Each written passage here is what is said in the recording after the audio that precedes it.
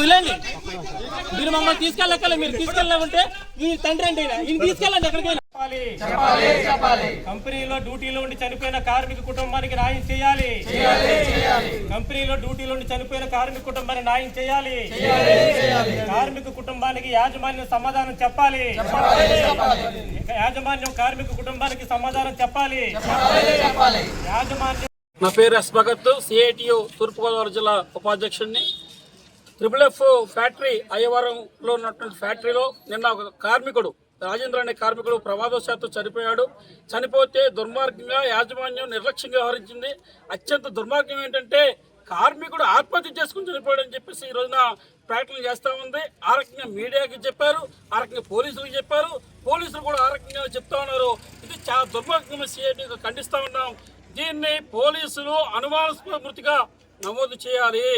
మేము సిఐటి కోరేది deputy factory sub inspector వారు దీన్ని పరిశీలన చేసి ఈ రకంగా ఏదైతే సేఫ్టీ మెజర్మెంట్స్ లేకపోవడం వల్ల ఏదైతే ఈ ప్రమాదం జరిగిందో మేము భావిస్తున్నామో దాన్ని విచారణ చేయాలి. కార్మికుని కుటుంబానికి న్యాయం చేయాలి. ఇది ఆత్మహత్య కాదు, ప్రమాదం రీత్యా జరిగింది. అనుమానాస్పద మృతిగా దీన్ని నమోదు చేయాలి. దీంట్లో అధికారులు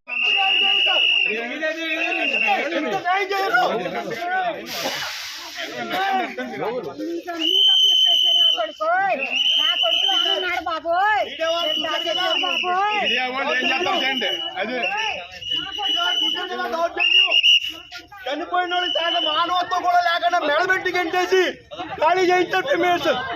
మరి దీన్ని బట్టి ఏం జరిగిందో ఏంటనేది మీరు ఆలోచించాలి.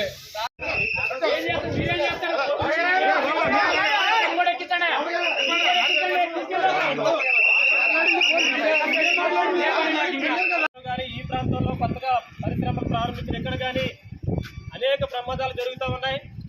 మరి ఈ ప్రమాదాలకి కారణాలు ఏమి ఎవరికి చెప్పుకోకుండా యాజమాన్యమే ఏదో అప్పుల బాధతో చనిపోయినట్టుగా చిత్రీకరించి పేపర్కి ఇస్తే దాన్నే నిజమనుకుని నమోదు చేయడం అనేది సరైనది కాదు. ఆన్ డ్యూటీలో ఉన్న కార్మికుడు యాజమాన్యం ఇక్కడ షెల్టర్ ఇచ్చి ఉద్యోగం చేయించుకున్నటువంటి పరిస్థితి.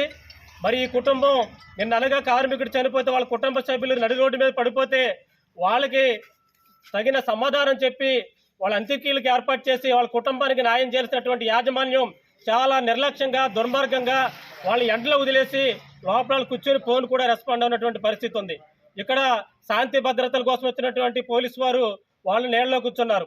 మరి మిగతా అధికారులు, లేబర్ డిపార్ట్మెంటు, ఇక్కడ ఉన్నటువంటి శాసనసభ్యులు వీళ్ళెవరూ కూడా స్పందించకుండా వేరే జిల్లా నుంచి వచ్చినటువంటి కార్మిక కుటుంబం ఈ నియోజకవర్గంలో ఈ జిల్లాలో కార్మికుడు చనిపోతే ఎవరు పట్టించుకోరని చెప్పేసి మేము సెంటర్ ఆఫ్ ఇండియన్ ట్రేడ్ యూనియన్గా మేము డిమాండ్ చేస్తా ఉన్నాం. తక్షణం ఈ నియోజకవర్గంలో శాసనసభ్యులు, జిల్లా కలెక్టర్, లేబర్ డిపార్ట్మెంటు ఎవరైతే ఉన్నారో ఈ కార్మిక కుటుంబానికి న్యాయం చేయాలి. తక్షణం మేనేజ్మెంటు బయటకు వచ్చి కుటుంబానికి సమాధానం చెప్పి తగిన ఏర్పాట్లు చేయాలి. చనిపోయిన కార్మిక కుటుంబానికి న్యాయపరంగా వాళ్ళకి ఇవ్వాల్సినటువంటి పరిహారం ఇచ్చేదానికి యాజమాన్యం ముందుకు రావాలి. ఆ రూపంలో చేయకపోతే గనక యాజమాన్యం బయటికి రాకపోతే మధ్యాహ్నం కార్మికులు లోపలికి బయటకు వెళ్ళే షిఫ్ట్లు మేము నిలుపుదల చేయాలనుకున్నాం. మేము ఉదయం నుంచి కూడా వెయిట్ చేస్తున్నాం. ఆ రూపంలో యాజమాన్యం స్పందించలేదు కాబట్టి మేము గేటు దగ్గర మా నిరసనని ప్రారంభిస్తున్నామని యాజమాన్యానికి సందర్భంగా తెలియజేస్తా ఉన్నాం.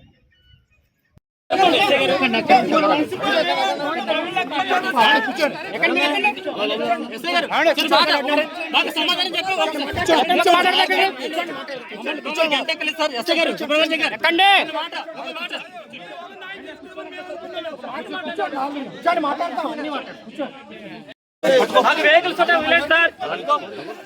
మాకు వెహికల్స్ ఉన్నాయి, విలేండి. ఇది సరైన పద్ధతి కాదు. మేము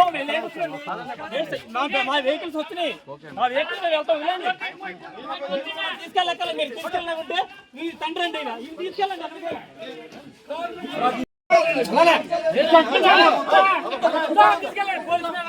చేస్తున్నారని చెప్పి కూర్చో కూర్చో, ఆయన ఎక్కువ ఎక్కువ జీపీ గారు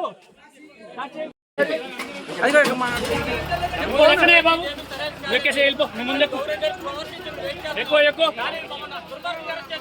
కుటుంబ సభ్యులు పడిపోతారు. ఇలాంటి పరిస్థితి రాకుండా శాసనసభ్యులు, కలెక్టర్, ఎంఆర్ఓ ఎవరో కూడా మాట్లాడుకోకుండా మమ్మల్ని అరెస్ట్ చేసి తీసుకెళ్తే సమస్య పరిష్కారం కాదు. కుటుంబ సభ్యులు